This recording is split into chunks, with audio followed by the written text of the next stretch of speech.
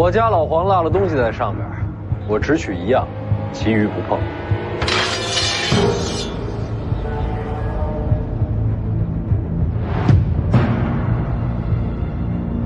那就是只能动手了呗。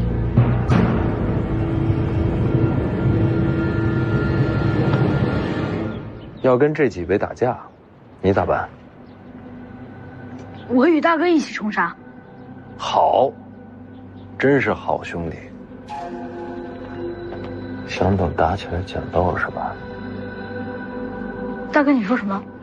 我说我答应你。既然你要为大哥冲阵，自然要成全我兄弟这一腔血勇。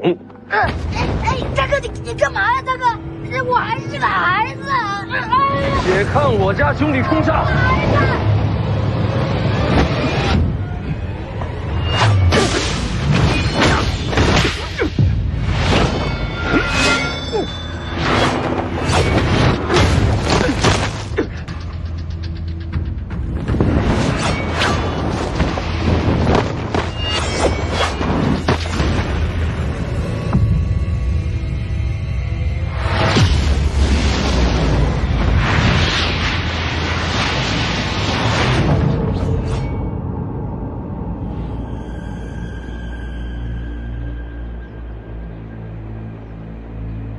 贤弟好武艺，你就等着这一下，可不就等着贤弟大杀四方吗？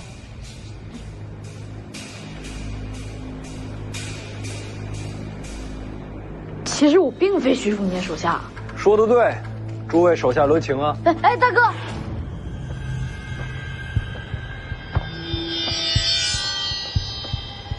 这少年又是哪儿来的？毕竟是北朝世子，想必是暗藏的护卫。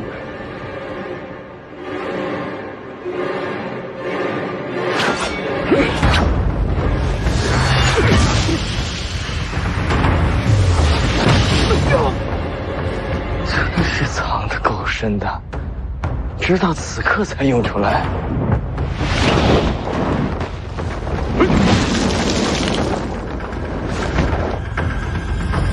真是好身手。这大概就是徐凤年的杀招了。他身边那些人的路子都算摸清了，只有这个少年是个意外。等下出手，全力杀他。不该先杀徐凤年吗？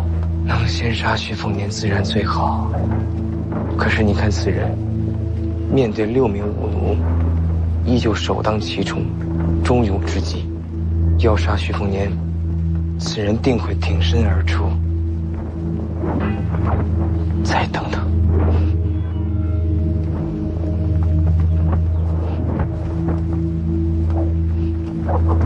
有道理。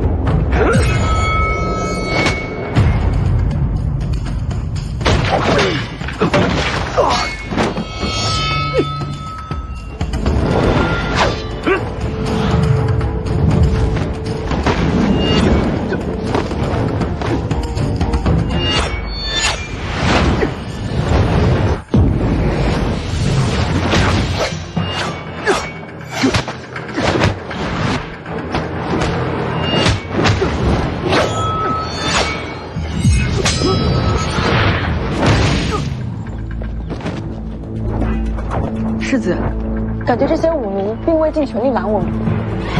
都到这儿了，没必要回头。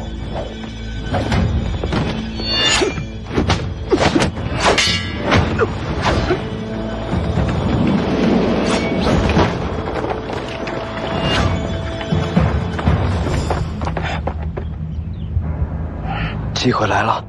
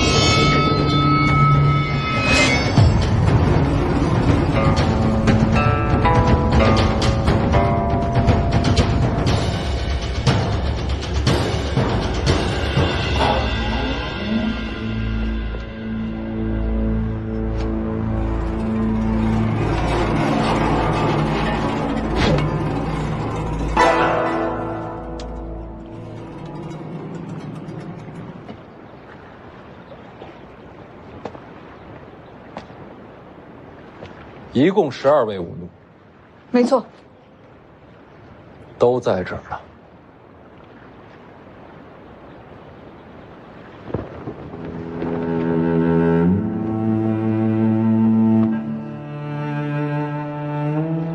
你也在。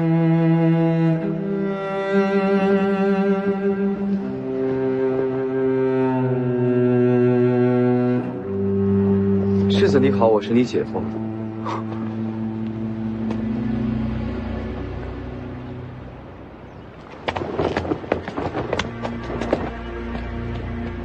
又见面了。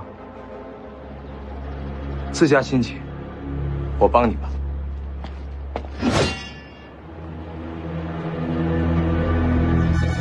连我都放着。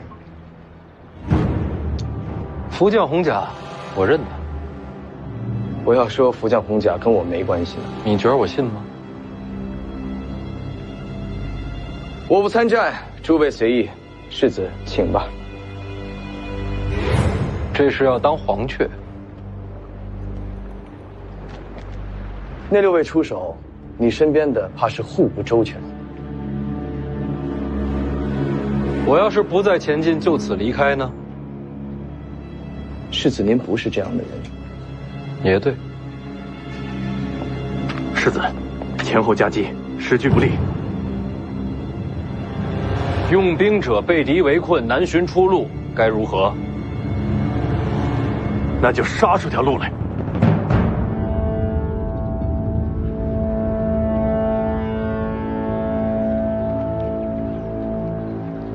对，杀出条路来。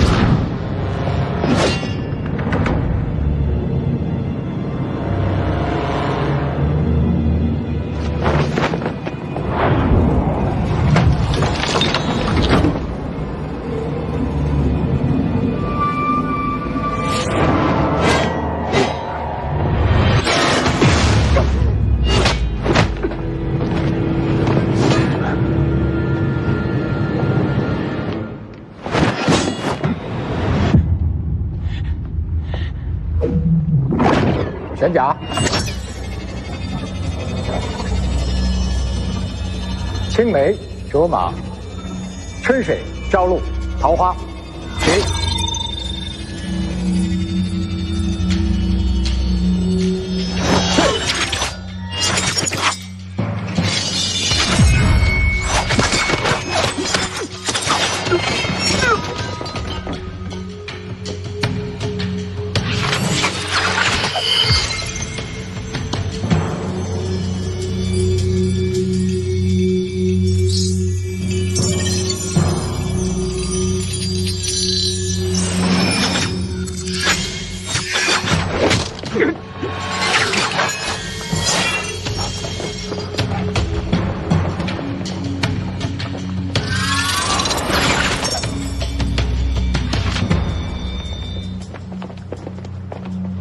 怎么不倒了？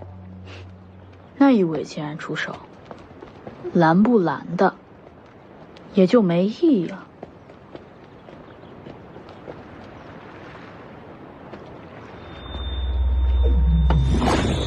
回来！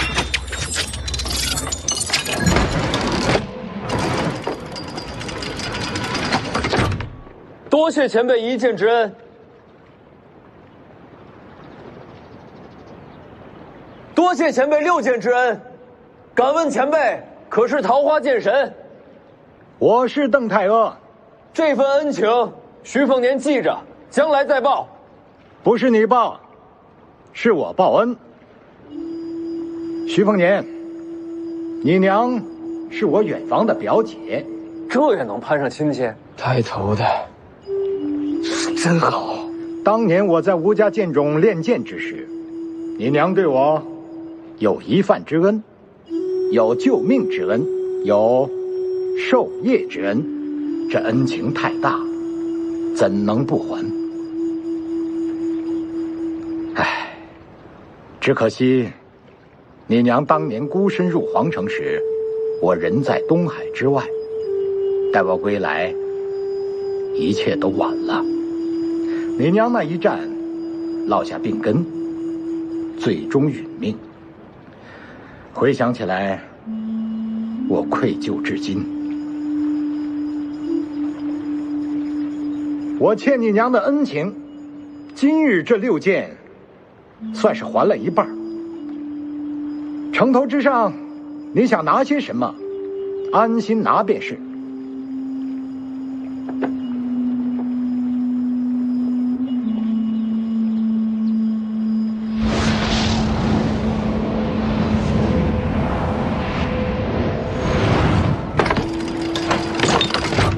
这12柄飞剑，也算是追随邓某一生，今日赠于世子。这飞剑杀人之术，全在此匣之中，能不能够领悟得到，就全靠世子你自己了。这剩下的一半恩情，至此报完。世子，从此你我互不相欠。多谢。世子先把飞剑收了吧，回头收。桃花剑神的飞剑术，武林里的无上绝学啊！我知道，谁让我眼光浅呢？这时候，那个剑匣才是天下第一重要。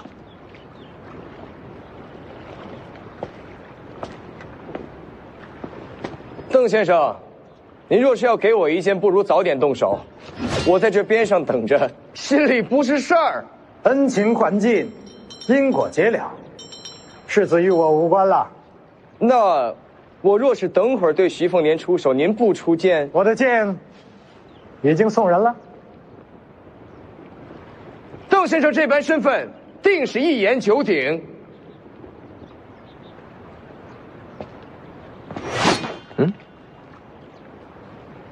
这会儿不打，我也不傻。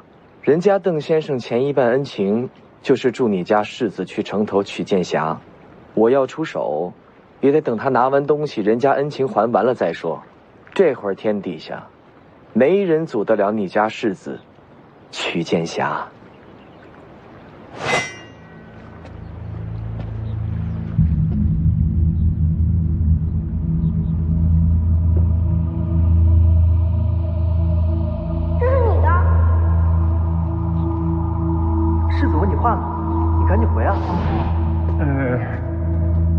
是我的。世子，这是府上新来的马夫，带来的旧东西，就不带进府里了。啊。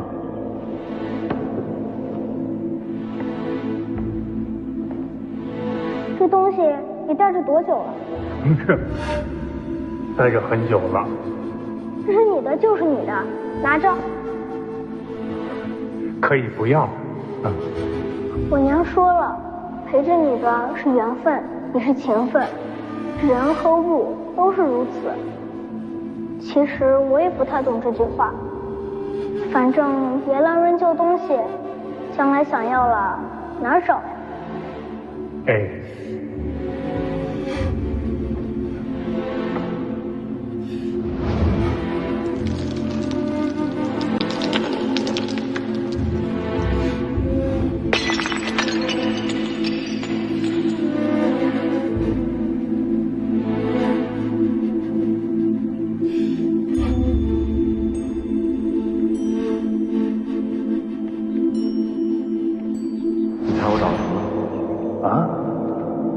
找着什么了？你看，我给你找回来。你可以不要了。这么多年了，你一直带着，他对你很重要。那都是过去的事儿，干嘛否定过去的自己啊？没有曾经的你，哪有现在的你啊？不管怎么样，对我来说，你就是老黄。既然天意让你把他给找出来了，那你别再争了。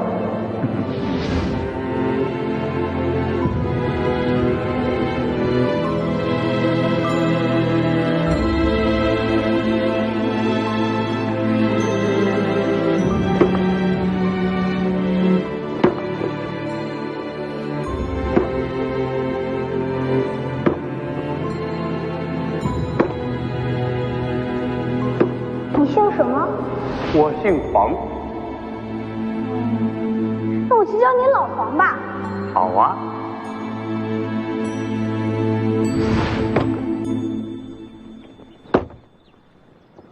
老狗，老狗，天下没有断了尾巴，没了归路。老狗，老狗，天下没有土里埋骨，天里辛苦。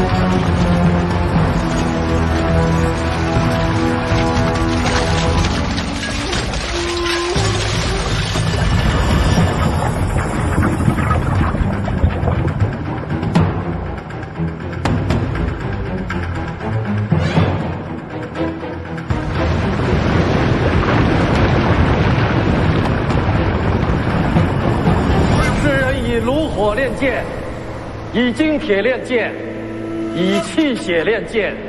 今日我借阴阳之机，星光之焰，借雷霆淬砺，乾坤作也。直至今日，终于建成。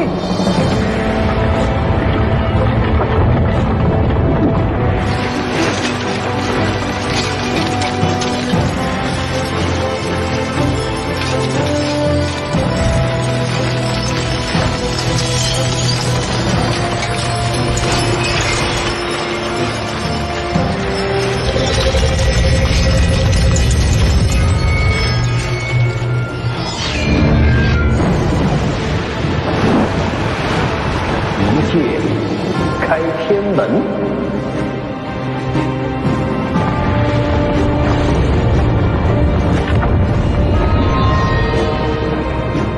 好一个剑神李成刚！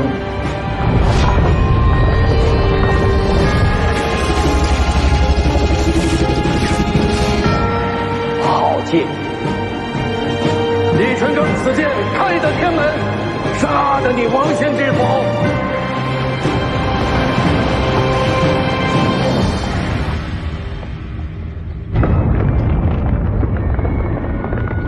一个一剑开天门。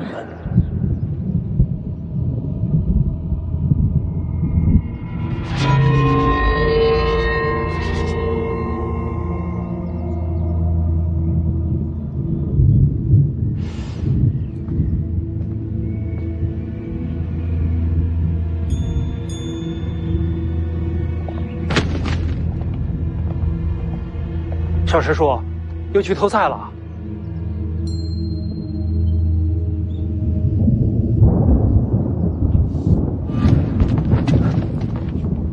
小师叔，这是怎么了？不知道。小师叔刚才好好的，怎么成这样了？刚才好好的。小师叔啊，别动他！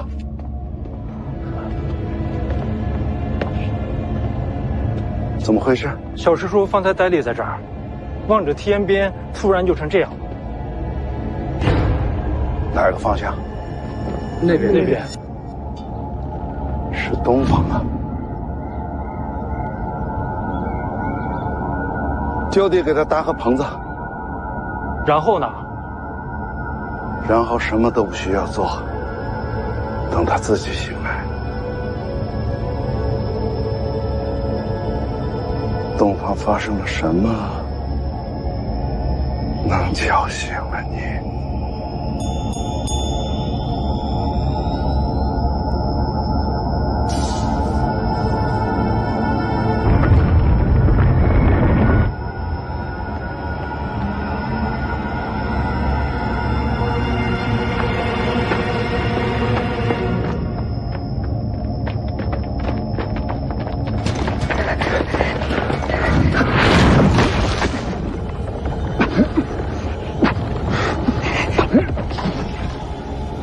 终于等到这一刻。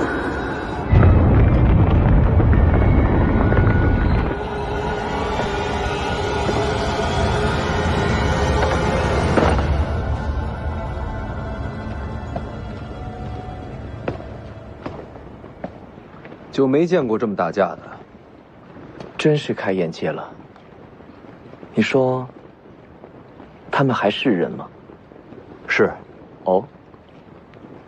王先知我不清楚，李剑神绝对还是人。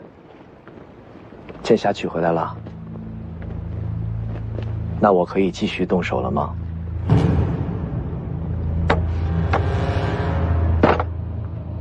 你觉得你还有机会吗？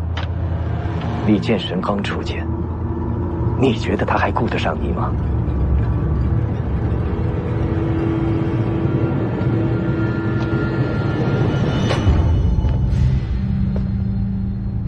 还有个人藏在这里。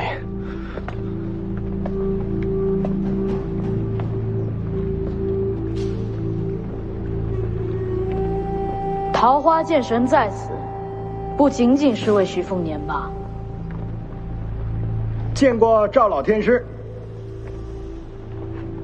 你认得我？虽未谋面，却也听闻过赵老天师的风采。也是难得。知道我的人极少，怎么就遇上一个？你运气不错。没明白。李淳刚和王先知动手之后，我就能杀你了。可偏偏新湖内，感受到武帝城外有绝世高手，便想着再等等。没想到等了个桃花剑神的报恩局。方才阁下与武奴动手时，藏了手段，闹着玩玩，何必较真呢？敢问阁下的身份是？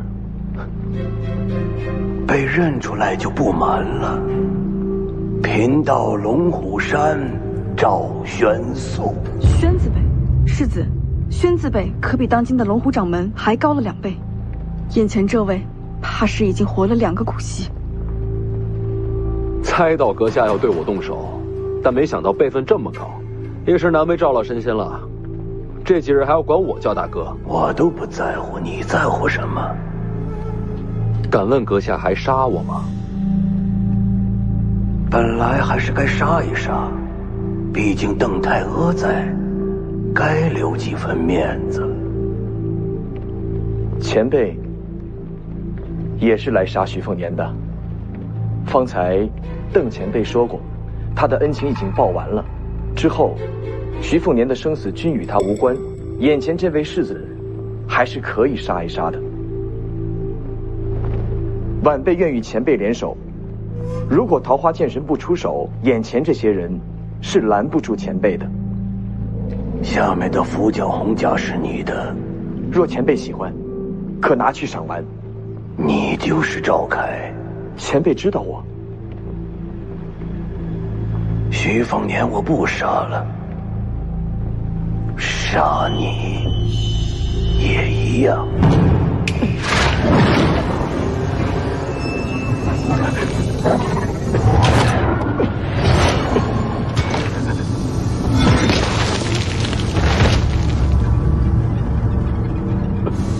一具傀儡也想破局？晚辈要是说错话做错事，愿向前辈谢罪。徐凤年是大乱之因，你也一样。龙虎山既受皇恩，今日就取你性命还份恩情吧。这是疯了！你救他，赵老神仙手下留情。他一路都在杀你。能不能说一下，救我这事儿，你怎么想的？你的绝路不该在这儿，还不走？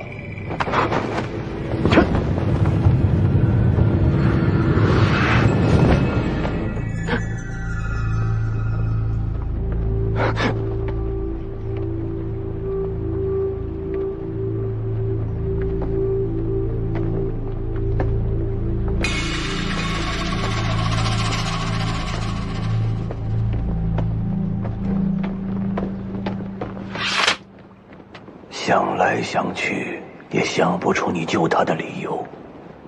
按常理来说，你应该是疯了。有可能，可我知道，你小子心思极深。你救他，必定是有一个极其重要的原因在。给赵老神仙赔罪。现在的年轻人真是越来越了不得。要不是邓太阿在，我真该杀了你。还请赵老神仙手下留情，放过那二位。反正将来都是你自己的结束。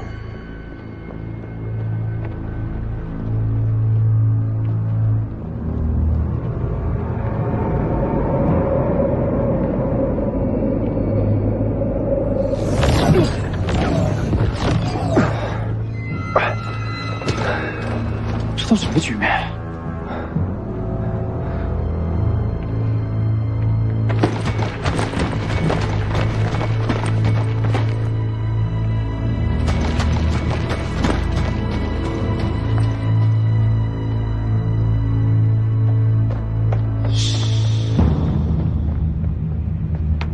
多谢老神仙。老神仙这次来武帝城，不仅仅是为了杀人吧？自然是为了开天门求飞升。天门，武学到了极致，就有飞升为仙的机会。要飞升，就要打开天门。我虽身如少年，内在却接近腐坏，毕竟等了2个甲子。老神仙连这都告诉我了，终于有了登仙之机。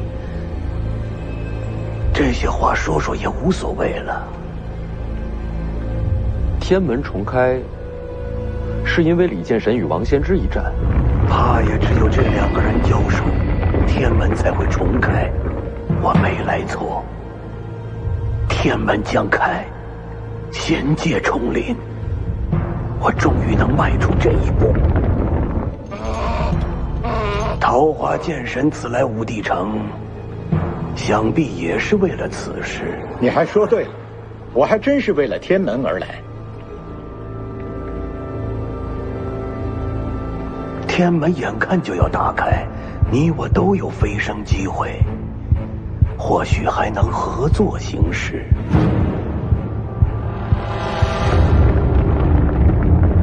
这2人全力交锋了。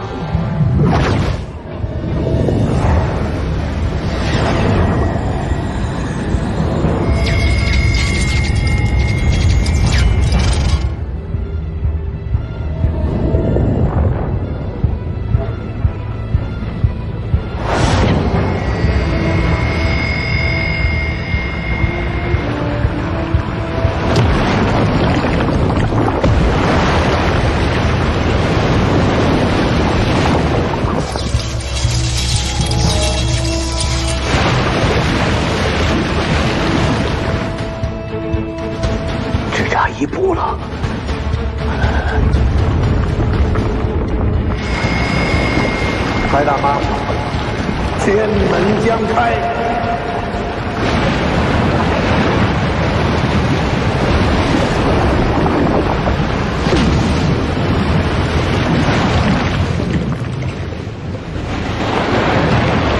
胜负未决。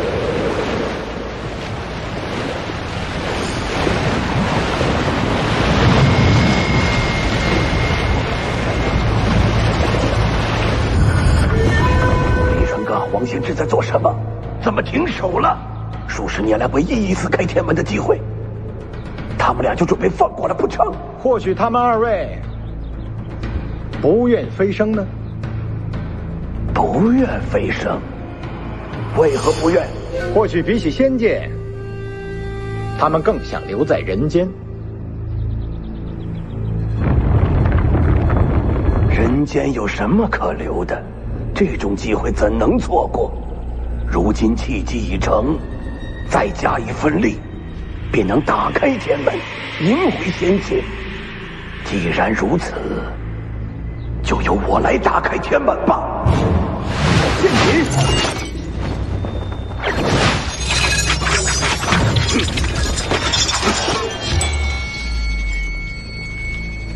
邓太阿，你做什么？老天师方才有句话说错了。邓某此来武帝城，确实是为了仙界天门，只不过不是等他打开。那你要的是什么？我要的是阻拦天门重开，要仙界与人间断了往来。为什么？历来古籍素有记录，仙人下界。所谓仙人，早已抛却人心，以天道自处。每逢仙人临凡，仅凭喜好，便要改换天下之事，江河改流，山川移位，都属平常。更有甚者，仅凭一己之好恶，便要断人间之生死，不知换来多少白骨累累。那又怎样？世上王朝更迭，不也是杀戮不断？别的不说，这位是北凉世子，他爹徐骁当年杀了多少人？怎不见你提剑斩杀？王朝更迭，乃是人间自己之争斗，我从未想过让天下无杀戮。说起来，我自己所练的就是杀人之剑。可是人间之事，自然由人来决定。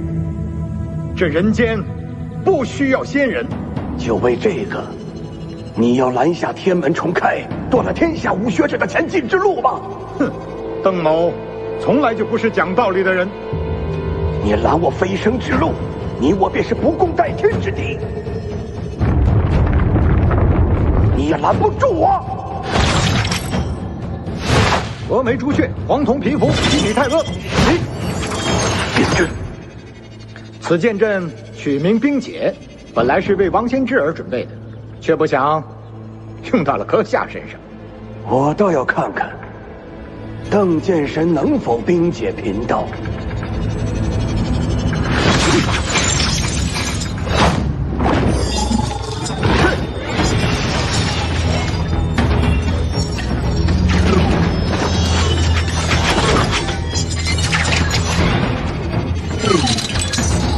星辰之力，雷池之威。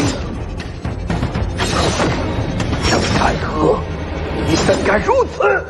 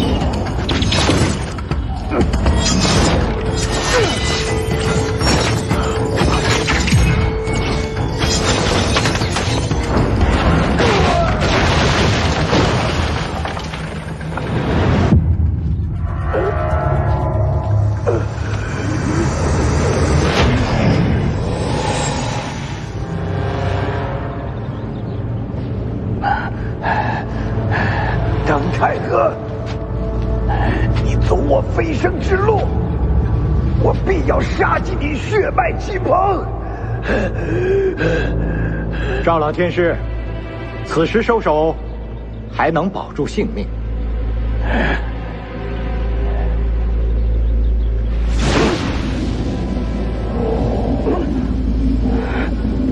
你这又何苦呢？如此作为，岂不是断了自己的生路？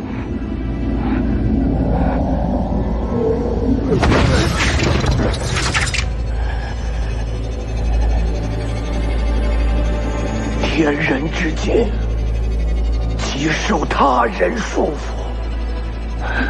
这人间，我已待腻了。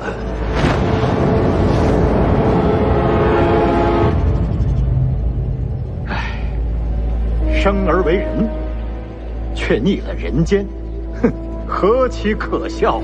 我等进入天人之境，便再也不算普通凡人。只是为了变强，真的要抛弃那颗做人的心吗？我扔了又如何？赵老天师，邓某的剑下不许人间有仙。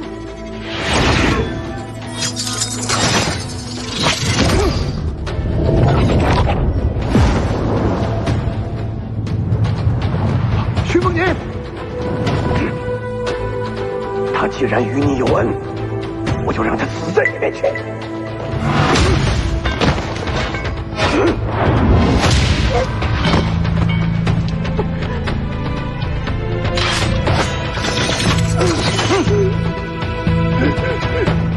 老子让你登仙，剑酒6000里。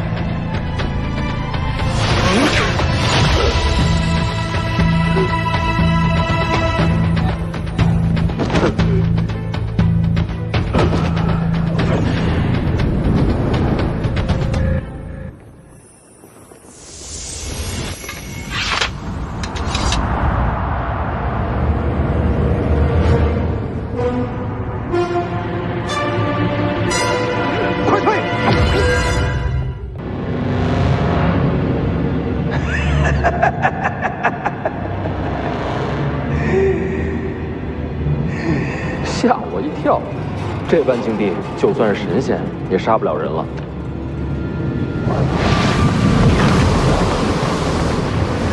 不是杀你，只是坏你气运。徐凤年，你这身大黄庭终究不是你自己得来的，我将自身气运、武学之路都送给你，同时也是将我的劫数一并给你。若你从小习武，并无大碍。可现在嘛，你气机必将紊乱，天人难救。就算神魂俱灭，也要在邓太阿面前杀你才好。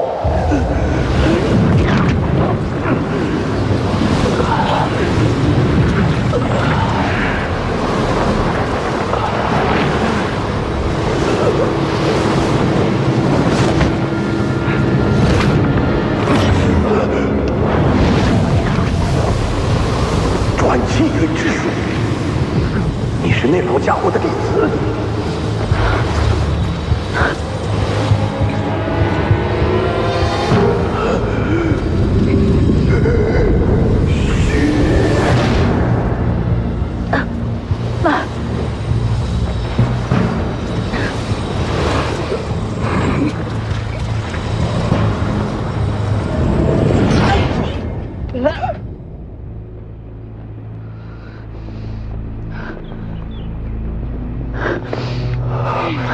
为什么救我？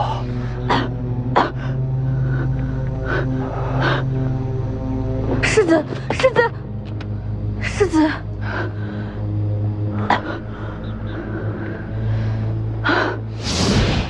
因为在我最绝望的时候，你娘曾给过我一线生机。别念。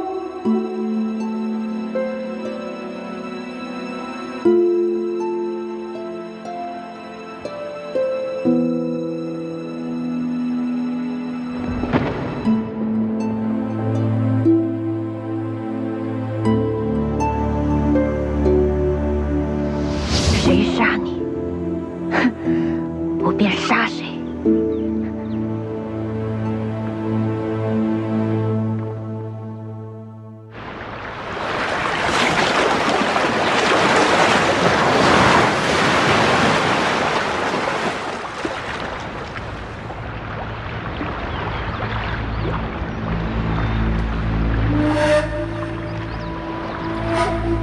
等待重逢，下次一字两文。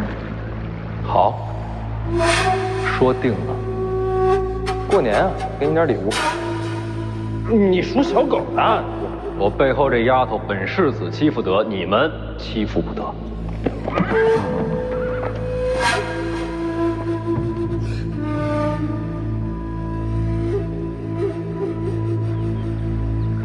我生来就欠这世间的，都会了才好。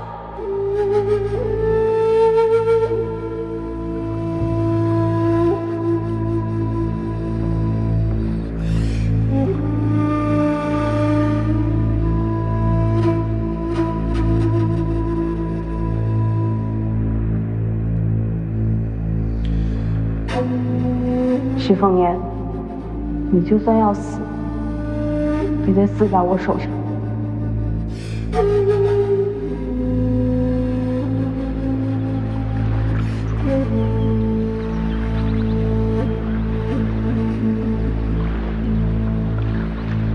你相信我，我能两全。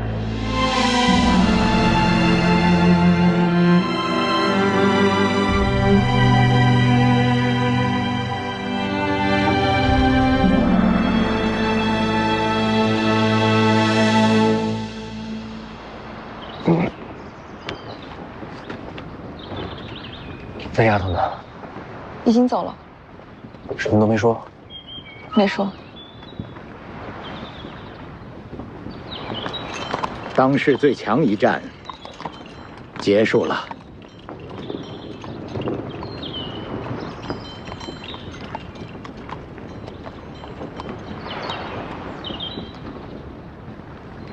好像还行，就是有点晕。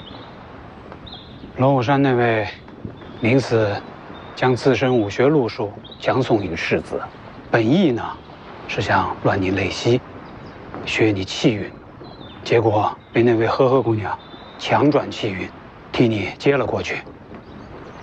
世子如今伤势已无大碍，休养一段时间就好。那丫头会怎样？不知道，转气运之术世上罕见，我也不大了解。他呀，既然会这奇术，身后自有师承，不会出什么大意外的。李前辈，你打完了？打完了。邓太阿给你的。是。邓前辈呢？也已经走了。这还真留给我了。既是飞剑，又是剑心传承，他倒是舍得。没事，多看看这飞剑，多想想他今天的出手。您不是说要我走自己的路？少看别人的武学吗？有我传你建议，别家武学还有什么必要去学？不过这邓太阿的飞剑倒是可以借鉴借鉴啊，就是这剑太秀气了，颜色还那么艳，小女娃的鉴赏水准不超过8岁那种。幸亏邓前辈走了，不然您还得再打一场。打就打呗，老夫打不过王先知，还打不过邓太阿了。东海之上，前辈输了，胜负未分呢，但再打下去怕是要输。没打完，不打了，再打下去要冲开天门了。真有仙界，仙人有什么不一样？嘿，都是自认为仙人的蠢材而已。您知道所谓仙界的秘密？那种破事你现在用不着知道，就你这身手啊，那地方的事对你来说还早着呢。您说什么就是什么。不过话说回来，这一战既然没打完，就不能算输，没准打下去就是王仙芝油尽灯空的。输了就输了。王先知底子扎实，悟性又高，修为稳，不伤身。这些年来占尽天下高手磨练自身，我毕竟耽误了几年，又少了条胳膊，赢不了。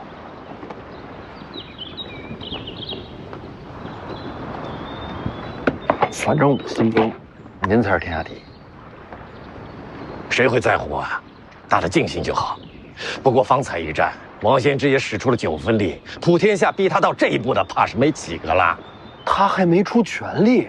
王先知若出全力，恐怕只有500年前的吕祖才能稳压他一头啊！这么强吗？啊！哎呀，那咱们还在武帝城？废话，赶紧跑呀！我还拿了老黄镜匣。哎呀，拿着吧，这点面子王先知还能给我？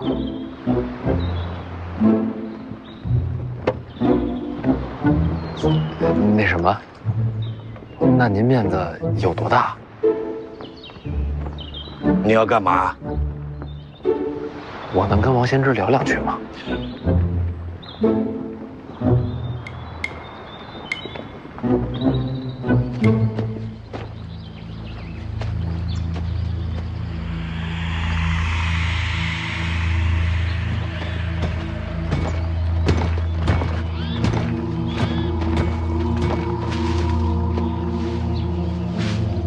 龙虎山的人为什么要杀你？为国筹奸呗。谁是奸？我，徐凤年啊，都是。李等等，徐凤年我还能理解，毕竟北凉是王朝心腹之患。你呢？你不是说你是皇子吗？没法子，谁让我是私生子呢？我杀徐凤年，本质就是为了调息天下战乱，借机长兵。如今这心思被看穿了，要杀我也是应该的。谁看穿你？龙虎山？龙虎山就是打手，背后的主使者8成是张居禄了。那老头精得很，瞒他太难。所以，你理解龙虎山杀你的缘由？挺理解的。换我，我也杀。杀我一人，消除未来乱局。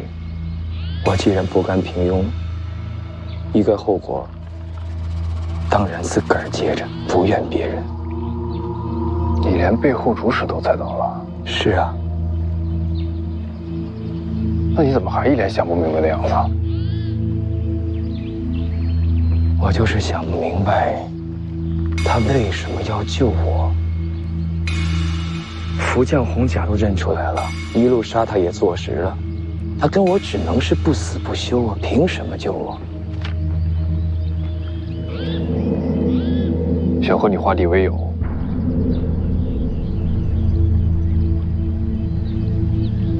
我天天追着赶着杀你，你能化敌为友？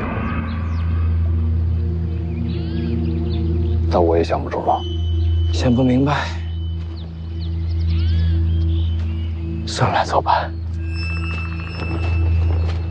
回武帝城？是啊。回去做什么？杀徐凤年啊！人还好好活着呢。他救了你，你还杀他？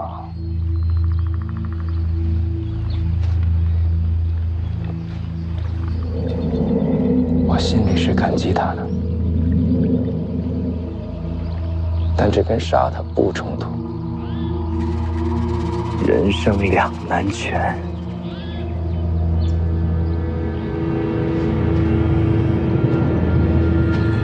不用去了。大师傅。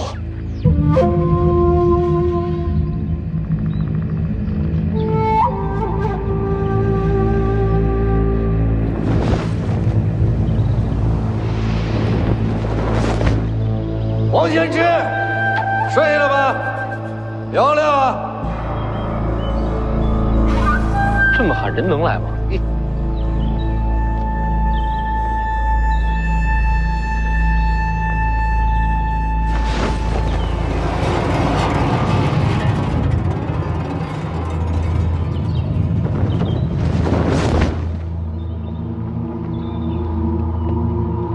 何事？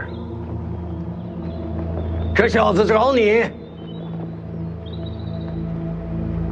邓太阿的12飞剑，给这小子了，运气不错。王前辈你好，晚辈徐凤年，在此有一事相求。不对，是两事相求。求我？说。这第一件事儿，是想请王前辈借辆好马车。不瞒前辈，有伤在身，回城不想走水路了。你杀了武帝城6名武奴，又抢走了见九皇的遗物，如今又跟我要马车。那6人并非为我所杀，我也没那本事。至于老黄的遗物嘛，我会给前辈一个交代。怎么交代？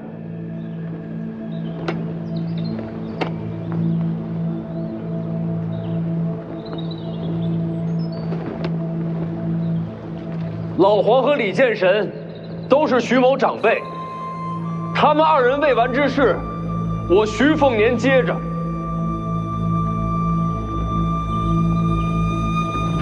老黄力战身死，是武者归宿，无怨无悔。这件事儿，我从未怪过您。至于李前辈今日一战，也输了，胜负未决。好，胜负未决，1败1平，都没能赢你。王前辈，给晚辈一些时间。我徐凤年在此指天发誓，我终有一日会重回武帝城，替老黄，也替李建神，与阁下再战一场，决胜东海。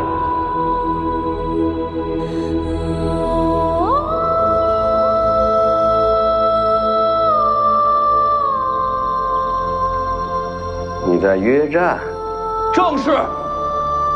不仅约战，还要赢你。如今的年轻人胆子真大呀！行吧，那我也疯一把。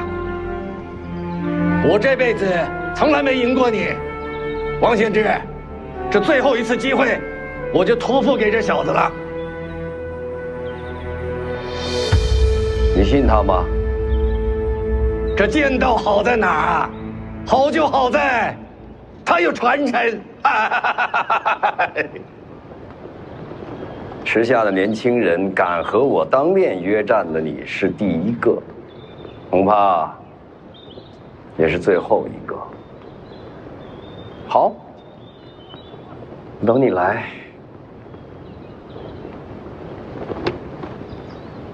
多谢前辈。重回武帝城之时，我会把马车还给前辈。我会让人把马车给你。这第2件事儿，是我听人说，我娘当年遇袭之日，您也在京城。您一直在查害我娘的凶手。小姐过世起，就一直在查，这些年追查凶手，整理出来的东西，都在里面了。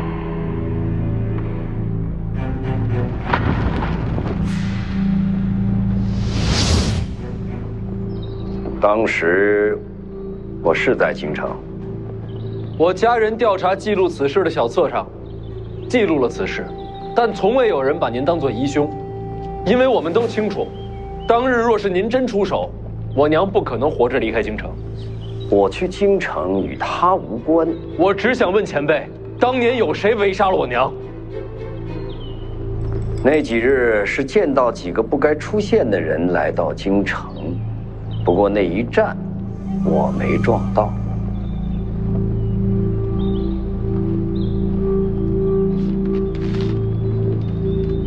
这个人当日在不在京城？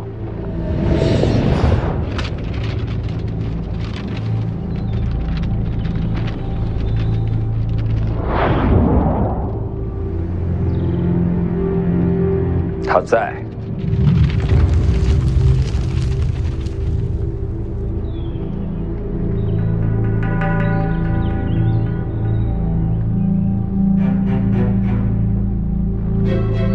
多谢前辈。除他之外，还有谁在？我不记得名字，我只记得是瞧见北莽的人也在京城。北莽的人，高手，差不多吧。对于我来讲，都一样。黎阳皇室联合敌国，埋伏的是自家臣子，多荒唐！你别激动啊！多谢前辈。你打算怎么做？看来徐某回家之后，要再出一次江湖了。你要去北莽？是。别忘了咱们的约战。放心，晚辈不会死在北莽。王前辈，最后一句。你这问第3件事了。老黄临死前说了什么？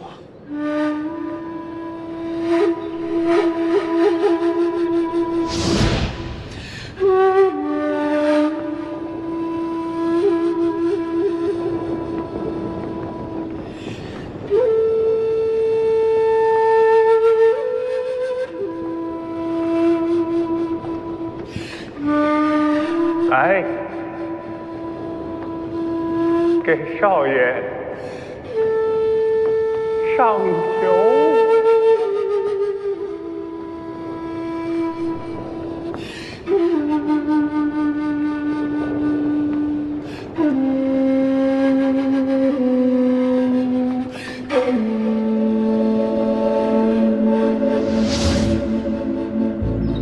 他看着哪边？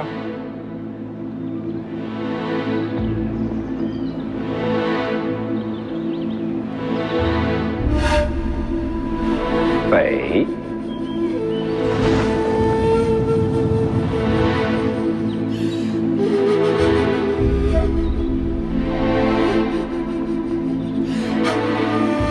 少爷，等我回来，带着东海的酒，咱俩一块儿喝。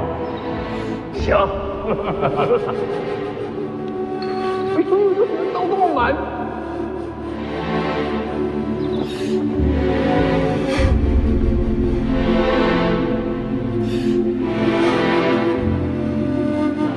青鸟去车里吧，前辈也上车。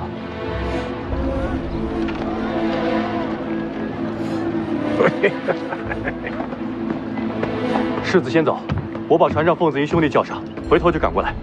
舒修也去，嘱咐船夫顺江而回，送去北凉。是。走。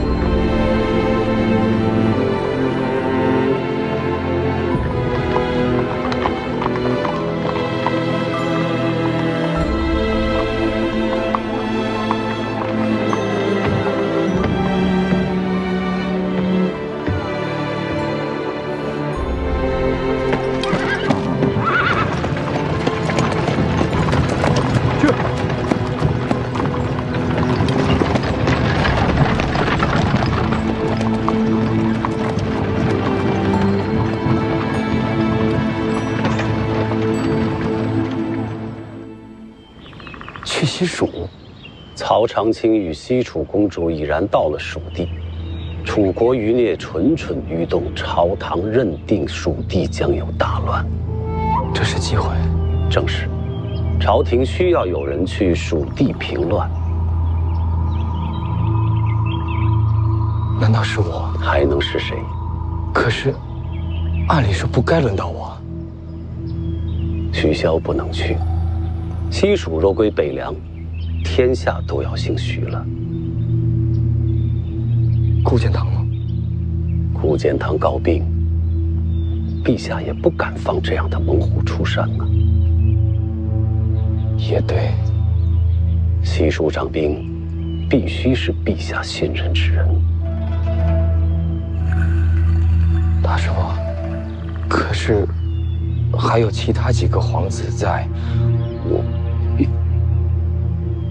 那几位，谁愿意去与曹长卿对决生死啊？犹豫的犹豫，忌惮的忌惮，这是千载难逢的机会。我把这奔赴西蜀掌兵平乱的差事，替你拿到手了，这是陛下必知。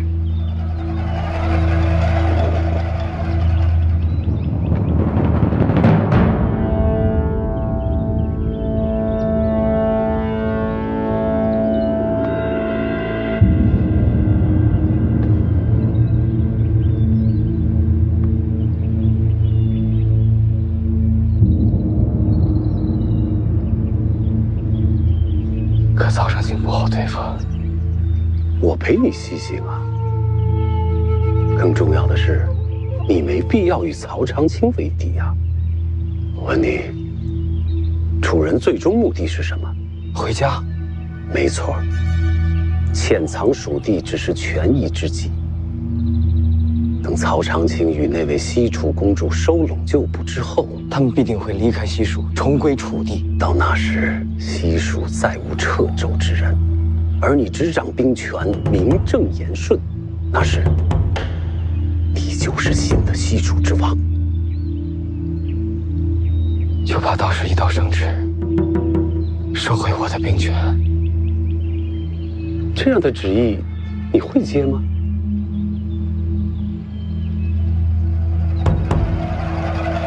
当然不会。等我掌控蜀地，下一步就要往边境之外。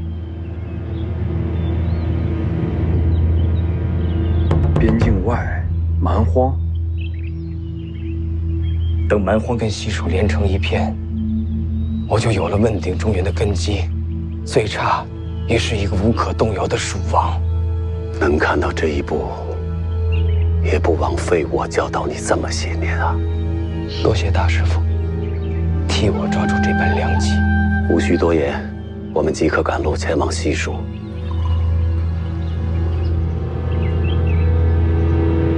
这人是谁呀？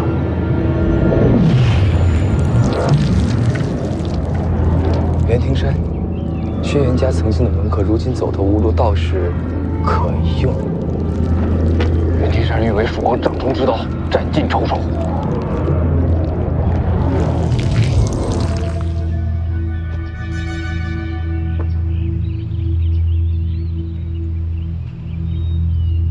这人间终于给了我一次机会，一个一飞冲天的机会。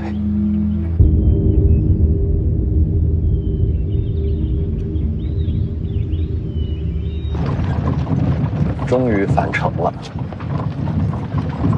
哎，小子，邓太阿的飞剑再让我瞧瞧。青鸟，帮我打开。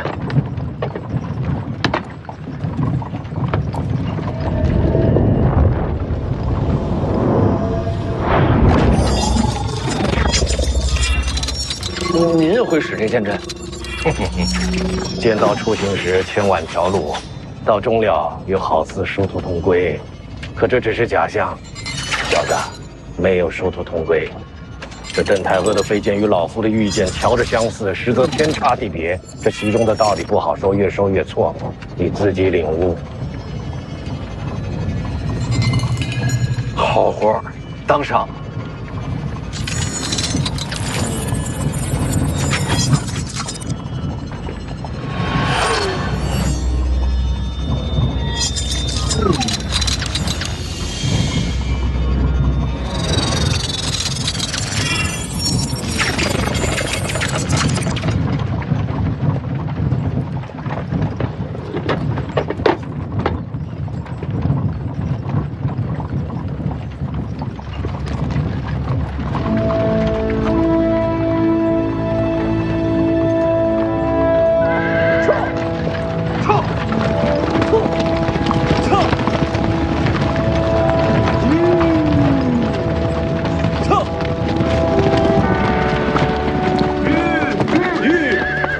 归队，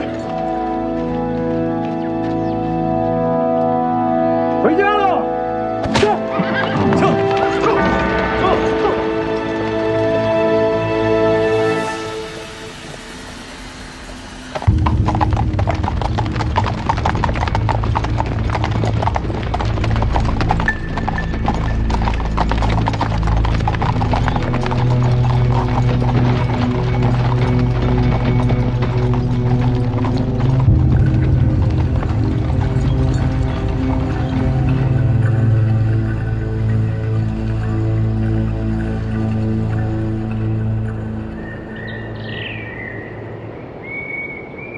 大师傅，这一路为何转了这么多方向？别让人给堵上。会有人堵我吗？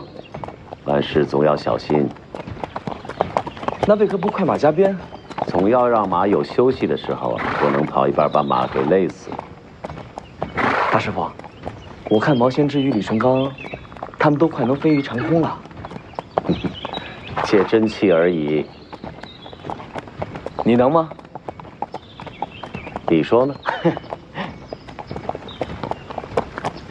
徐凤年也踏上归途了，这您都知道。我让人远远盯着，这一路歇息时都有眼线回报徐凤年的行踪。还用让人盯着他吗？要是我能成为蜀王，就可以不用杀他了。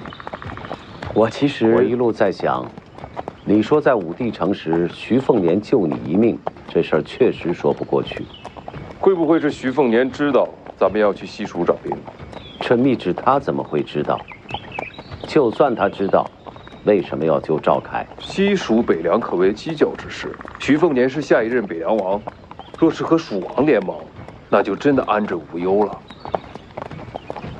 这么说倒有点道理，还是说不通。徐凤年怎么可能远隔千里还知道朝堂对策？再者说，武帝城时，大师傅还没有来，连我都不知道自己要去西蜀。不管怎么说，徐凤年都没有理由救你，这事儿透着古怪。所以我让眼线观察他这一路的行程。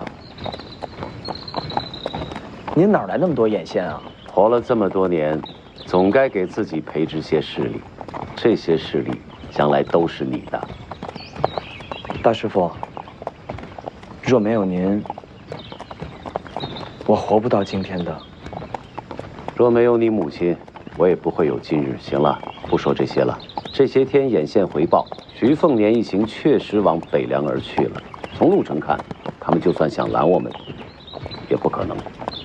那就万无一失了。然而这些天，徐凤年始终在马车内未曾露面。是受伤了？不知道。您的眼线总不能拦路查人吧？徐凤年一行快经过广陵了。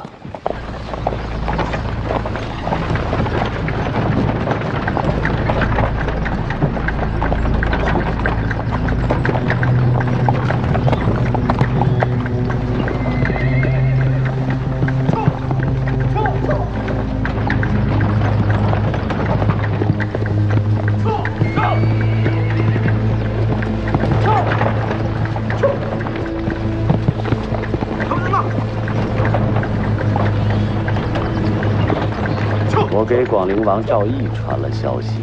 赵毅，那个家伙在藩王里也是恶名远扬，您给他传什么消息？也没什么，提了2处，一个呢是朝堂对徐凤年顺利的离开武帝城不是太欢喜，另一个呢，徐凤年身边有绝色相伴。赵毅父子2个好色如命，您是想借赵毅的广陵军区试探徐凤年？可那家伙虽然臭名远扬，却也不是笨蛋。他真敢害徐凤年吗？为什么要害呢？大军吓唬吓唬徐凤年，让朝廷有点面子，然后顺带把那个丫头要走。一个丫头，北凉能说什么呀？徐凤年不会把人交出去的。赵毅又不知道徐凤年的为人，以他的处事，一个丫头还不如个物件。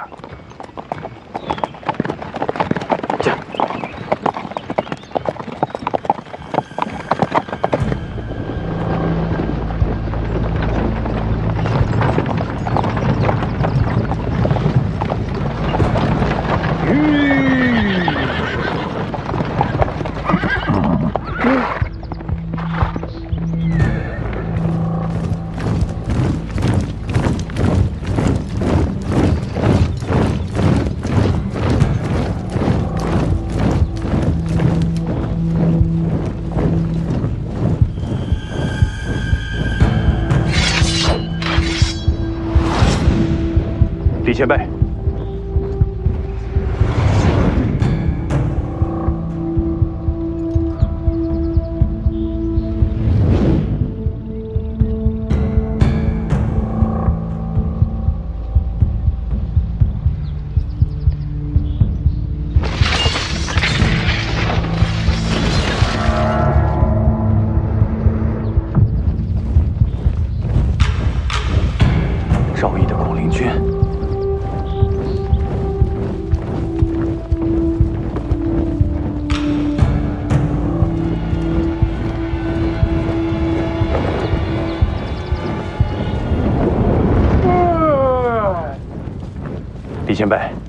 这怕是要过千了。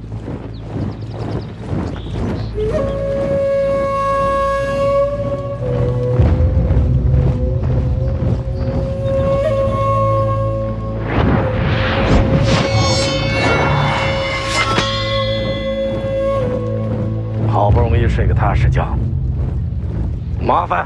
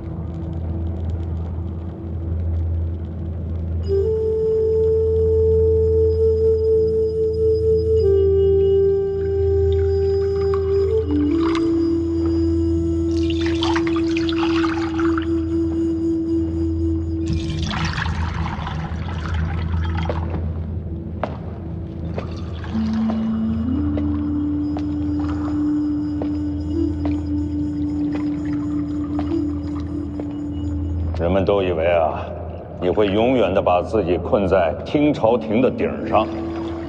同袍忌日，怎能缺席？何况画地为牢，画的就是听朝廷，高处地下，依旧是在听朝廷内，不曾越界。嗯。哎，你说哈，这每年都要来这么一回，这身边的人呢，是越来越少，这灵位却越来越多喽。总算换回了一场人间太平啊！可他们都看不到了。他们在看，一直在看。李淳罡一剑破甲2000余，广陵军心胆俱寒。你们都听见了吧？啊，都听见了吧？啊，就是那个陪了你们很多年的那个李剑神，这次他威风了。嗯，凤年未曾露面。哎，你说哈，他这次江湖之行，我全都安排的妥妥的，啊，甭管是青州也好，还是江南也罢，我所有的布局可以说是做到天衣无缝了。陈之豹一直未曾在军营露面，无人知道其下落。哎呀，凤年这孩子呀，在我的布局之下，竟然弄了一场瞒天过海，把我都给骗了。直到最后，我才知道他要做些什么。要是一直跟着你的安排走，他就是第2个徐骁。啊。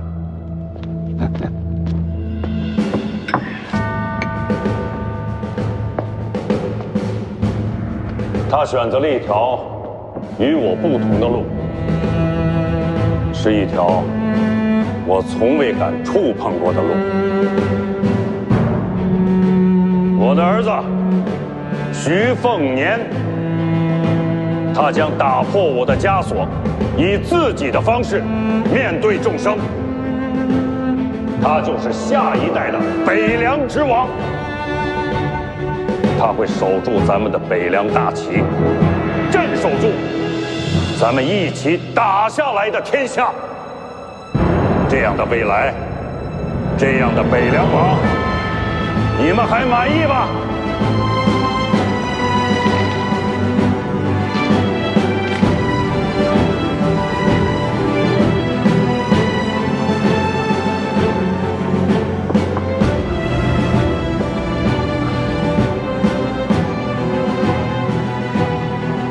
我们的时代终于要过去了。北凉有了咱们自己的新王，